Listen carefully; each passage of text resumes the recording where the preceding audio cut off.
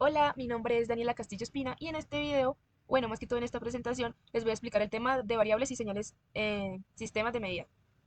En particular voy a hablar de cómo la instrumentación electrónica permite medir magnitudes físicas, cuáles son sus características más importantes y por qué conceptos como error e incertidumbre son fundamentales para interpretar correctamente una medición.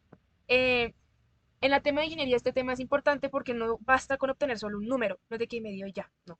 Hay que indagar por qué nos dio ese número, cómo se obtuvo, como la confiabilidad que nos da, qué elementos intervinieron en la medición y qué limitaciones tiene como tal el sistema usado para ver si pues es viable o no.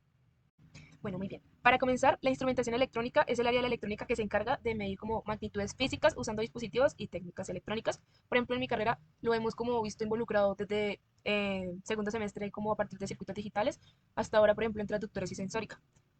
Como tal, en la parte de los instrumentación electrónica. Gracias a la instrumentación, como tal, podemos medir variables como temperatura, presión, velocidad, nivel, fuerza o voltaje. Medir significa comparar una magnitud con una referencia o estándar. Normalmente nos dicen cómo se les tienes que dar y compárelo con lo que le dio y por qué le da eso. Por ejemplo, cuando medimos temperatura en grados Celsius, estamos comparando ese valor con una escala ya establecida, o sea, algo con lo que ya está. Y esta magnitud que se hace a medir recibe el nombre como de mensurado. Aparte, una medición debe ser objetiva y empírica. Objetiva porque no debería depender de la opinión del observador y empírica porque se basa en la observación experimental y en el uso de instrumentos reales. Aquí también parece como tal o aparece como tal la diferencia entre medida directa e indirecta. Una medida directa ocurre cuando el instrumento nos entrega el valor directamente. Por ejemplo, usar el termómetro digital y leer, por ejemplo, 30 grados Celsius. En cambio, una medida indirecta se obtiene calculando una magnitud a partir de otras. Por ejemplo, si queremos hallar la potencia eléctrica, podemos medir voltaje y corriente y luego multiplicarlos. O a veces en los laboratorios como que nos dicen como, ¿tienen un divisor de voltaje? O lo digo por una experiencia propia en un laboratorio de traductores, nos dicen como, hay un divisor de voltaje, de acuerdo, por ejemplo, al termistor, al potenciómetro y a la fotoresistencia, pues tocaba medirla como con el multímetro. De acuerdo también como al datasheet, tocaba ver más o menos en la parte de arriba, que era como R1, como qué valor era esa resistencia para que el circuito funcionara. Un ejemplo como tal cotidiano en nuestra vida real sería como la báscula digital y como que nos ponemos ahí encima y el usuario, por ejemplo, ve el peso, pero literalmente el sistema está detectando una información mecánica, convirtiéndola en señal eléctrica y después mostrando un valor numérico. Como más adelante les voy a mostrar un ejemplo en laboratorio que hicimos en sensórica con una galga, que es como que a partir de mayor peso el sensor pierde resistencia. Y pues esto nos muestra que se puede medir se puede ver la implicación mucho más de lo que es solamente leer un dato. Bueno, entonces tenemos la estructura general de un sistema electrónico de medida. Un sistema electrónico de medida tiene como función principal obtener información de un proceso físico y presentarla de forma útil, ya sea para que una persona o un sistema de control automático. Más que todo, que mostramos que un sistema básico está compuesto por cuatro bloques: traductor, acondicionador, procesamiento y presentación. Tenemos que todo primero el traductor que capta la variable física, luego tenemos el acondicionador de señal que adapta esa señal para que pueda ser trabajada correctamente. Después viene el procesamiento, donde se interpreta la señal, y finalmente la presentación, que es la forma en que el resultado se muestra. Por ejemplo, si queremos medir la temperatura de un horno industrial, el sistema funciona así. La temperatura del horno es variable física. El sensor como que la detecta y luego la señal se amplifica o se filtra. Después el sistema electrónico se procesa y finalmente aparece en una pantalla, se envía a un controlador. También es importante considerar las llamadas magnitudes de frecuencia, de influencia, porque como tal estos son los factores que pueden alterar la medición, como el ruido eléctrico, cambios de temperatura ambiente, eh, vibraciones o humedad. Por eso, este sistema, pues este media no solo debe detectar bien la variable principal, sino también resistir a perturbaciones externas. Un ejemplo que voy a poner en nuestro caso, un proyecto de traductores, nosotros tenemos en mente hacer un sistema hidropónico, en la cual prácticamente por medio de la fotosíntesis, bueno, de la luz que el LED ultravioleta brinda, bueno, todo ese proceso de los nutrientes, de una dosificación, una bomba dosificadora que tenemos acá, lo que menos queremos es que de pronto el usuario, al momento de obtener los datos en la aplicación Blink, mire unas alteraciones o unos datos. Y diga como, no, o sea, como que algo está fallando porque de acuerdo, no sé, algo ya estandarizado, no está funcionando bien, la planta no me está creciendo, porque de acuerdo a los LEDs ultravioleta que tenemos, es más que todo como para que la planta crezca. En este caso, nuestro objetivo principal es este. Entonces, es como la conclusión de esta parte es que un sistema de medida es una cadena completa de captura, adaptación, análisis y comunicación de la información y que los datos sean correctos. Bueno, en la parte de los traductores, esos son dispositivos fundamentales porque convierten una magnitud física en una señal eléctrica. Según la presentación, lo que les muestra acá, la salida puede ser el voltaje, corriente o impedancia. Además, se aclara que el sensor detecta la magnitud física y el traductor realiza la conversión energética. Como tal, esto nos da a entender que si quiero medir la presión, por ejemplo, en este caso, no puedo conectar la presión directamente a un computador. Necesito un dispositivo que transforme esa presión en una señal eléctrica, como que se pueda interpretar o entender. Como tal, un ejemplo que podríamos poner es el micrófono. El sonido es una onda mecánica en el aire, pero el micrófono actúa como un traductor al convertir esta vibración en una señal eléctrica. Entonces, pues la onda mecánica está en el aire y lo que hace es como convertir esa vibración en una señal eléctrica Otro ejemplo es un sensor de temperatura como el LM35, que pues ya lo hemos venido trabajando en semestres anteriores, que transforma la temperatura en una tensión proporcional, también en las galgas extensiométricas, que convierten deformación mecánica en cambio de resistencia, como por ejemplo se evidencia en esta parte de acá. Los traductores son muy usados en automatización, robótica, medicina y monitoreo ambiental. En un hospital, por ejemplo, ¿qué ejemplo podríamos poner? Un sensor puede medir una frecuencia cardíaca o saturación de oxígeno.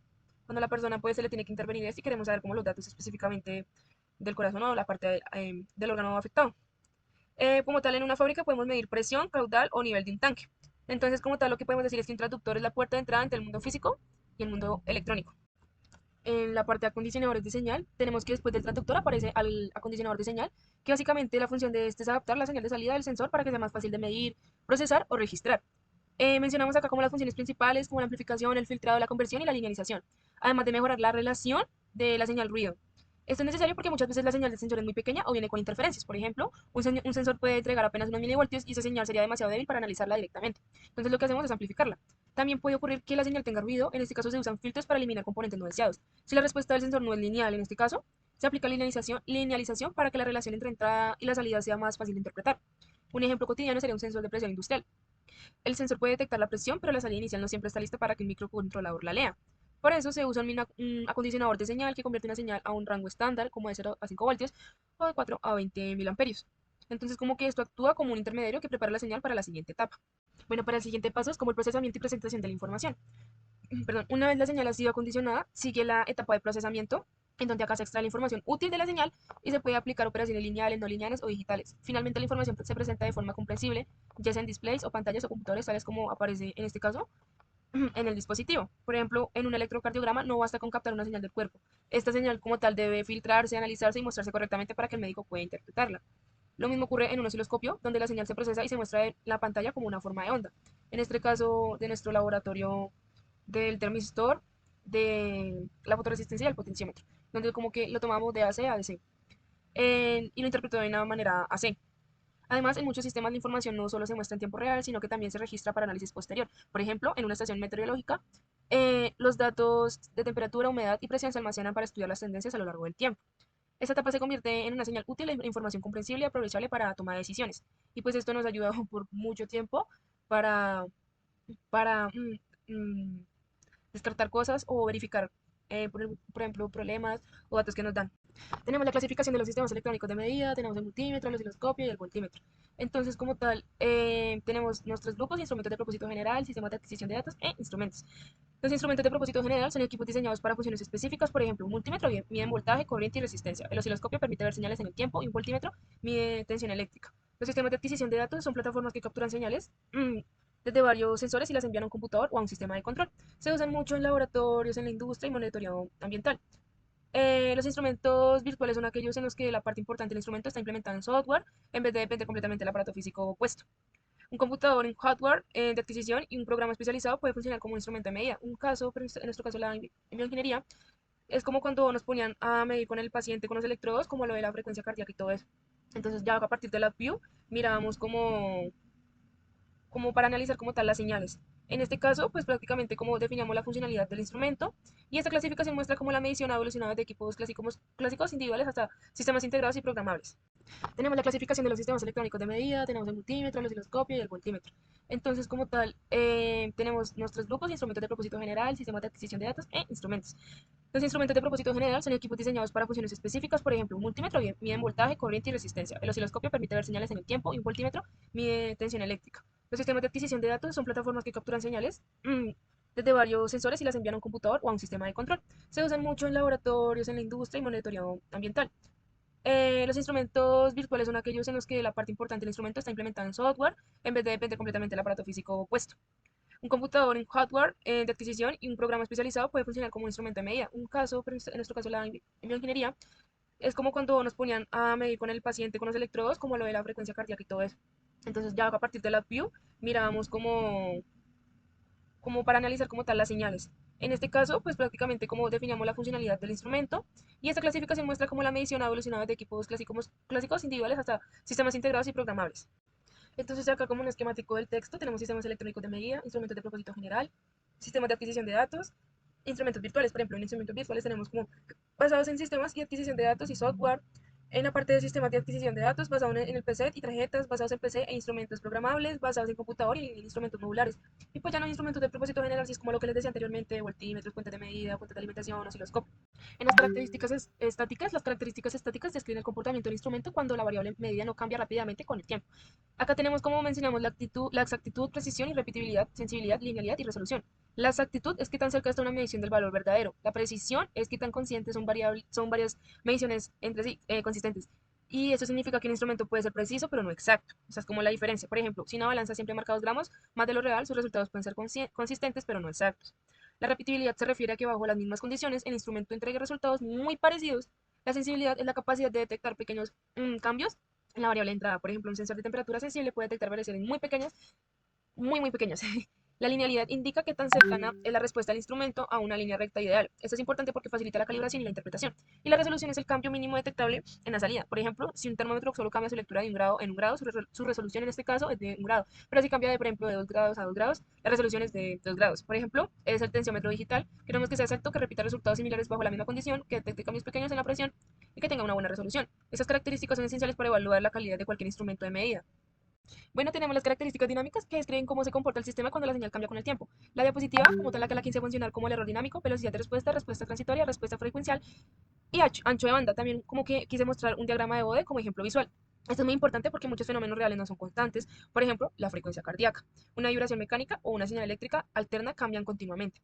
El error dinámico aparece cuando el instrumento no alcanza a seguir los cambios reales de la señal. La velocidad de respuesta indica qué tan rápido reacciona el sistema. La respuesta transitoria describe qué pasa justo después de un cambio brusco, por ejemplo, cuando la entrada cambia de golpe. La respuesta frecuencial analiza cómo responde el sistema a distintas frecuencias y el ancho de banda define el rango de frecuencias donde el instrumento trabaja correctamente. Un ejemplo es el termómetro tradicional cuando se introduce en agua caliente. La temperatura del agua cambia inmediatamente para el termómetro, pero este tarda unos segundos en estabilizarse. Ese retraso es un comportamiento dinámico. Entonces, si el sistema es lento frente a una señal rápida, la medición ya no representa como que fielmente la realidad. Acá básicamente como que les quiero explicar cómo el instrumento interactúa con el sistema medido y esa interacción puede alterar la medición. A eso se le conoce como error por carga a uno de los parámetros más importantes asociados es la impedancia de entrada. Esto significa que medir también puede modificar lo que estamos tratando de medir. Por ejemplo, si conectamos un instrumento con baja impedancia a un circuito sensible, ese instrumento puede extraer corriente y alterar el comportamiento del circuito. Por eso se busca que los instrumentos tengan alta impedancia de entrada para que sean los menos invasivos posible. En otras palabras, queremos observar sin perturbar demasiado. Un ejemplo es el uso del osciloscopio en electrónica. Si la sonda no es adecuada, la señal observada puede verse diferente a la real. Así, una mala característica de entrada puede introducir un error sin que el usuario se dé cuenta. En los errores de medida, en toda medición existen errores y esta diapositiva la quise como clasificar en humanos, de aplicación, sistemáticos, aleatorios. También se menciona el uso del valor medido, valor medio, desviación estándar y distribución gaussiana para analizar datos experimentales. Los errores humanos incluyen fallos al leer, anotar o manipular el instrumento. Los errores de aplicación suceden cuando el instrumento se usa fuera de sus condiciones correctas. Los errores sistemáticos son aquellos que se sesgan siempre en una dirección, como una mala calibración. Los errores aleatorios son imprescindibles y suelen deberse al ruido o a variaciones pequeñas del entorno. Para analizar mejor los datos se hacen varias mediciones y se calcula el valor medio, que representa el promedio. La desviación estándar indica qué tan dispersos están los datos y a la distribución gaussiana ayuda a interpretar de la probabilidad esa dispersión. Por ejemplo, si medimos 5 veces una resistencia y obtenemos valores ligeramente distintos, no significa que el instrumento esté mal, sino que toda medición tiene cierta variabilidad y la estadística nos ayuda a interpretarla. Entonces, más que todo es ayudar a buscar una medición perfecta, lo que hacemos es cuantificar qué tan confiables son nuestros resultados.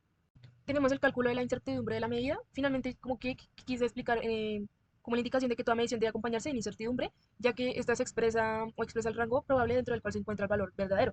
También se explican los tipos A y B, la propagación y la incertidumbre expandida. La incertidumbre tipo A se basa en métodos estadísticos, en mediciones repetidas y análisis matemáticos. La incertidumbre B se obtiene de otras fuentes, como especificaciones del fabricante, certificados de calibración o la experiencia previa. Entonces, la incertidumbre total se obtiene por propagación, combinando todas las contribuciones relevantes. Y la incertidumbre expandida se relaciona con un nivel de confianza, por ejemplo, alrededor del 95% dependiendo del factor de cobertura usado.